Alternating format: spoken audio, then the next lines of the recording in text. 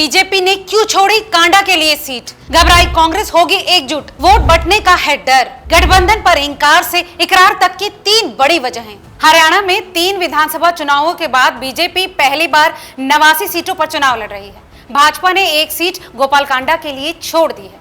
भाजपा के अचानक लिए गए इस फैसले से हर कोई हैरान है। एक दिन पहले तक खुद को नेशनल डेमोक्रेटिक अलायंस का हिस्सा बताने वाले गोपालकांडा भी भाजपा के इस कदम से हैरान है। नमस्कार, मेरा नाम है लता सिंह और आप देख रहे हैं रिपोर्टर जी।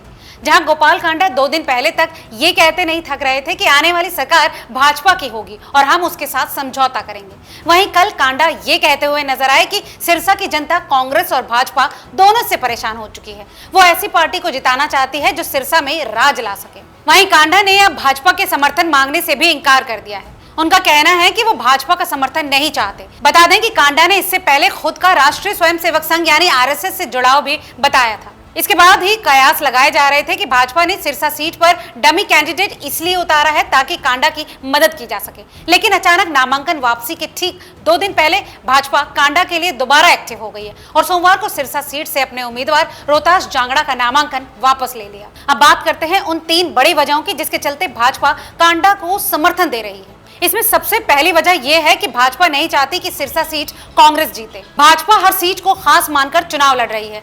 वहीं लोकसभा चुनाव के दौरान सिरसा में कांग्रेस का प्रदर्शन बेहतर रहा था, इसलिए भाजपा नहीं चाहती कि सीट पर कांग्रेस विरोधी वोट बंट जाएं। इसकी दूसरी बड़ी वजह यह है कि गोकुल सेतिया की उम्मीदवारी से कांग्रेस की राह आसान होती दिख रही है। इतना ही नहीं, अचानक कांग्रेस से भागे हुए नेता भी गोकुल का समर्थन करते हुए दिखाई देते हैं। इससे भाजपा काफी एक्टिव हो गई है। इसकी तीसरी और आखिरी बड़ी वजह यह है कि कांडा के लिए मुकाबला काफी टफ हो गया है। भाजपा ये बात जानती है कि सिरसा सीट केवल कांडा ही निकाल सकते हैं। उनके पास ऐसा कोई चेहरा नहीं है जो कांडा से बड़ा हो। कांडा सिरसा बेल्ट में प्रभावशाली नेता है।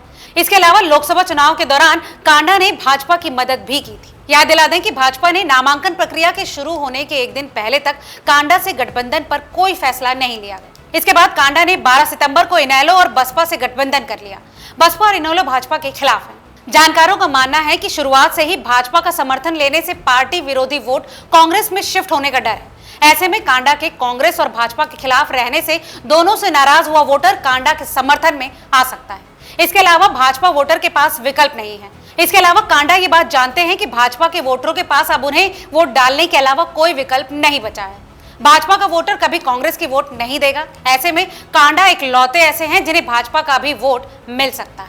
हरियाणा में सत्ता विरोधी लहर से बचने के लिए भी कांडा की भाजपा से दूरी जरूरी है। कांडा का इनेलो बसपा से गठबंधन है, उससे उनके गठबंधन पर असर पड़ सकता है। साथ ही प्रदेश में इस समय इनेलो की स्थिति बेहतर हुई है, लेकिन 1 सीट के कारण पूरे प्रदेश में इसका नेगेटिव असर हो सकता है। वहीं कांडा को साथ रखने से इनेलो एलनाबाद, रानिया और डबवाली तीनों जगहों पर बढ़त मानकर चल रही है। बहरहाल विधानसभा चुनावों की बात करें तो एयर होस्टेस गीतिका सुसाइड केस से सुर्खियों में आए कारोबारी गोपाल कांडा को लेकर हरियाणा की सियासत में काफी घमासान मची हुई है। भाजपा ने सोमवार को सिरसा से चुनाव लड़ रहे हरियाणा लोकहित पार्टी सुप्रीमो के लिए पार्टी उम्मीदवार हटा दिया है। इसके खिलाफ सिरसा के भाजपा नेता ने सोशल मीडिया के जरिए कांडा को समर्थन पर सवाल खड़े करते हुए इसे कत्ल करार दिया।